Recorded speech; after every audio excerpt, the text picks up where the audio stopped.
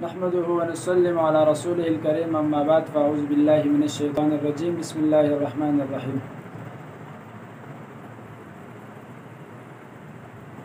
زما معززین اور مشرانو، نن چې موږ په کوم موضوع باندې خبره کوو هغه خبره ډیره اهم او ضروری ده او لازمی ده او د روزې متعلق ده.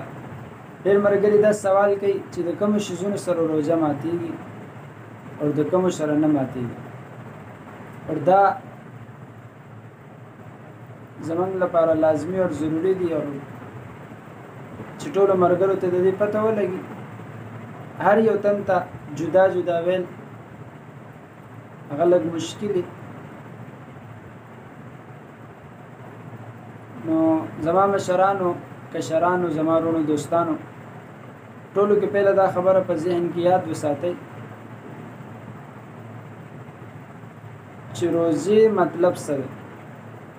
د خوراک، د سکاک او د کوروالي نه ځان منع کول. ټولو کې پهله خوراک، سکاک او د کوروالي نه ځان منع کول. دې درې شیزونو نه چې موږ ځان وساتو نو دا د روزې اصل مقصد دی، بنیاد دی. اوس یو سړی دی هغه په یره باندې چې دی خوراک وکړو، دومره خوراک یې وکړو چې خپله خېټه یې ډکه کړه، وروستو ته رایاد شو، نو د روژه د دې سره نه ماتېږي. اوبه یې وڅښلې،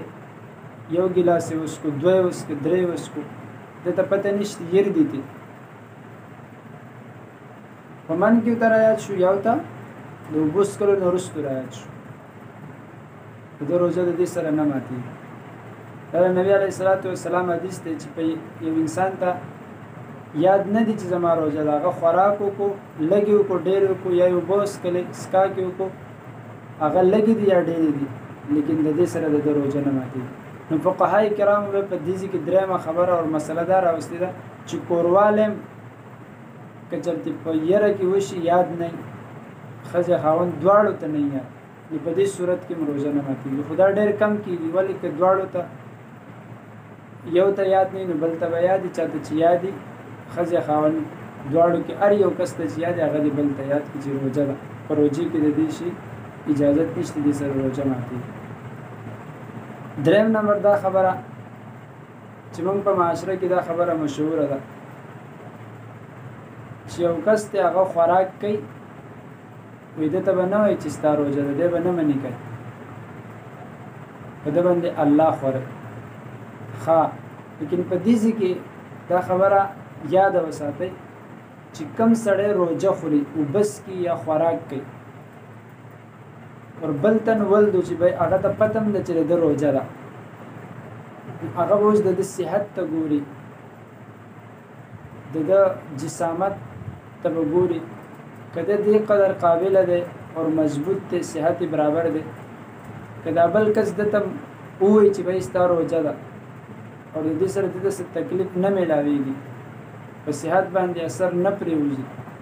نو بیا خو په ده باندې واجب ده، لازمی اور ضروری ہے چې دې ته ووایي چې بھائی ستا روژه ده. اور که چېرته دی کمزور یا د دې سره د په صحت اثر پرېوځي یا بیمار نو بیا به ده ته نه یادوي چې ستا روژه ده، پرېږده چې دی د اوبه وڅښي یا خوراک دی هغه وکړي. دې پسې مسله دا ده چې انسان دی هغه له الټۍ راغلی، د الټۍ د راتلو سره د روژه نه ماتېږي، لیکن الټۍ دومره دي چې هغه دنده راتلو مسله ده یا دنده ځي یا خوله یې ډکه شي ده، نو په دې صورت کې بیا ماتېدی شي. دې پسې بله مسله دا ده یو انسان دی هغه ستن لګوي، انجکشن، په دې سره روژه نه ماتېږي. په دې پسې بله مسله دا ده د تیل لګولو سره روژه نه ماتېږي، د رنجو لګولو سره روژه نه ماتېږي.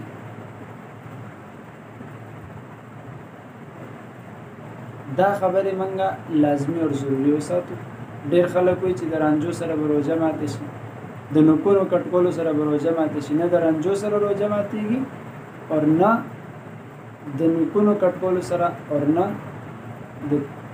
تیل لګولو سره روژه هم نه ماتېږي. دغه شانتي یو سړی دی هغه روژه ونیسله روژه یې کېښودله د پښمني نه یا د سهار لمونځ نه وروسته دی ویده شو دته احتلام وشو نو د دې احتلام سره د ده روژه نه ماتېږي خو پکار دا ده چې څنګه دته پته ولګېده راویښ شو نو فوراً به دی غسل کوي د غسل طریقه دا ده څنګه چې موږ په غیر روژې نه غسل کوو غراره کوو مرۍ ته اوبه رسو او د پوزې د نرم اډوکي ته اوبه رسو نو د روژې په حالات کې به نه د نرم اډوکي ته اوبه رسو نه به غراره کوو د دې دواړو څیزونو نه به ځان بچ کوو په غسل کې 3 فرض دي په دې باندې زما تفصیلي ویډیو شته د غسل طریقه پکې ده پوزې ته 3 پیرې اوبه اچول 3 پیرې خولې ته اوبه اچول او 3 پیرې پوره جسم باندې اوبه اچول چې یو ویښته مره برابر ځای وچ پاتې نشي دې پسې بله خبره دا ده چې د مسواک کولو سره هم روژه نه ماتېږي په روژه کې موږ مسواک هم کولی شو او دا خو سنت عمل دی نو د دې خبرو موږ اهتمام وکړو او دا ویډیو د صدقه جاریه په نیت سره مخکې شیر وکړو او مزید چې داسې مسائل او داسې ویډیوګانې به انشاءالله تاسو سره شیر کوم د هغې لپاره زموږ یوټیوب چینل دی فاروقي نقشبندي دا سبسکرایب کړئ لایک یې کړئ او مخکې د ملګرو سره شیر کړئ د صدقه جاریه په نیت سره پر ما په خپلو دعاګانو کې یاد ساتئ واخر دعوانا الحمدلله رب العالمین Subscribe this channel for more.